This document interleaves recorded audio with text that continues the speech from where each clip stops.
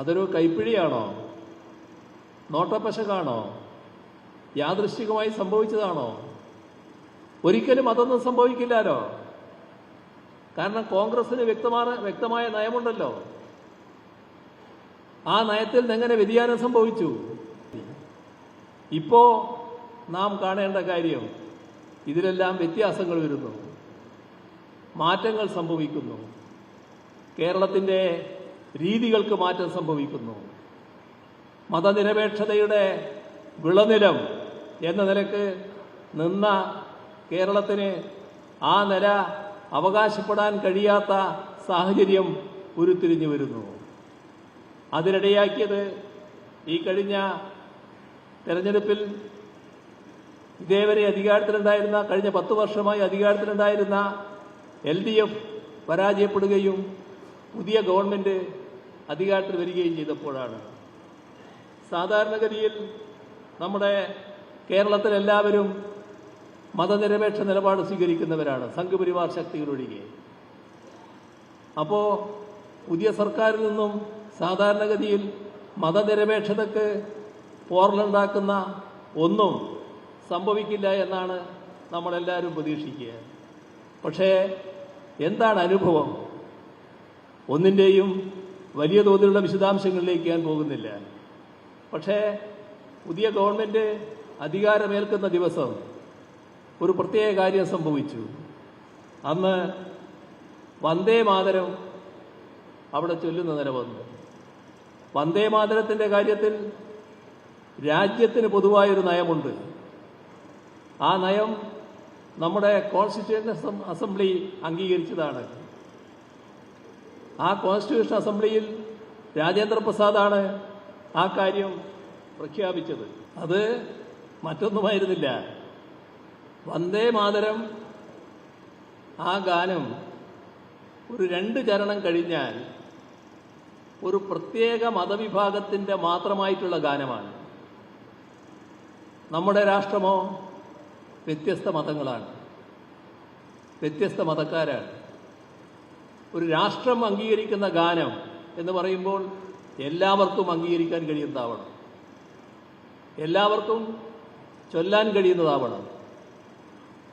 ഇവിടെ അതിൽ നിന്ന് വ്യത്യസ്തമായ നിലയാണ് വന്ദേ മാതരത്തിൻ്റെ ആദ്യത്തെ 2 ചരണം കഴിഞ്ഞാലുള്ളത്. അതുകൊണ്ട് തന്നെ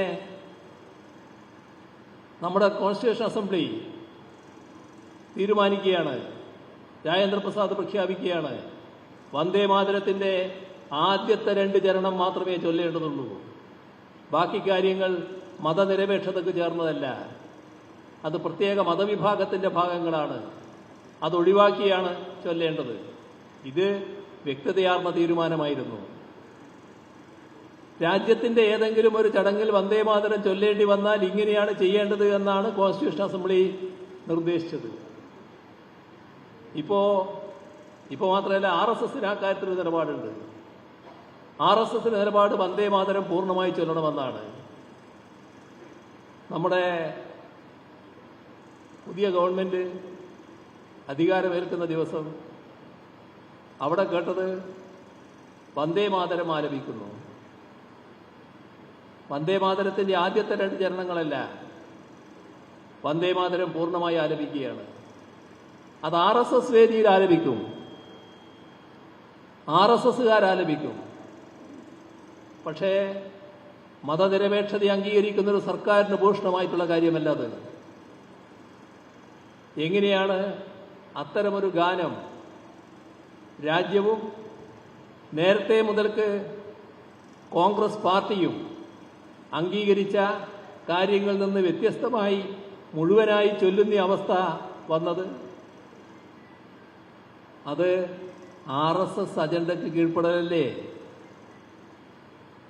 RSSനെ പ്രീതിപ്പെടുത്താനുള്ള നടപടിയല്ലേ? അങ്ങനെ സംഘപരിവാറിനെ പ്രീതിപ്പെടുത്തിക്കൊണ്ട് തുടങ്ങേണ്ടതാണോ ഭരണം? കേരളം അത്തരമൊരു നിലപാടാണോ സ്വീകരിക്കേണ്ടത്? കടുത്ത വിമർശനം ഉയർന്നു വന്നു, എല്ലാ ഭാഗത്തു നിന്നും വിമർശനം ഉയർന്നു വന്നു. ഇപ്പോൾ ആഗസ്റ്റ് 15 കഴിഞ്ഞു. ആഗസ്റ്റ് 15 ആയപ്പോൾ നമ്മുടെ രാജ്യത്തെ സംസ്ഥാനങ്ങളിൽ ഏക സംസ്ഥാനം ഒരു സർക്കുലർ അയച്ചു, വന്ദേ മാതരം പൂർണ്ണമായി ചൊല്ലണം. ഇന്ത്യയിൽ ഒരുപാട് സംസ്ഥാനങ്ങളുണ്ടല്ലോ. ആ ഏക സംസ്ഥാനം കേരളമായിരുന്നു. കേരളം മാത്രമാണ് അങ്ങനെ ഒരു സർക്കുലർ അയച്ചത്. ആ സർക്കുലർ അയച്ചു എന്ന വിവരം കേട്ടപ്പോൾ കേരളത്തിലെ മതനിരപേക്ഷ ശക്തികളെല്ലാം അതിനെ എതിർത്തു. സ്വാഭാവികമായി ഞങ്ങളും അത് തുറന്നു കാണിച്ചു. വലിയ എതിർപ്പ് പൊതുസമൂഹത്തിൽ ഉയർന്നു വന്നു. അങ്ങനെ വന്നപ്പോൾ ആഗസ്റ്റ് 15 വന്ദേ മാതരം ചൊല്ലേണ്ടതില്ല എന്ന നിലപാട് ഗവൺമെന്റ് എടുത്തു. അത് നല്ല കാര്യം. എങ്ങനെയാണ് വന്ദേ മാതരം പൂർണ്ണമായി ചൊല്ലണമെന്ന സർക്കുലർ പോയത്? അതൊരു കാര്യം.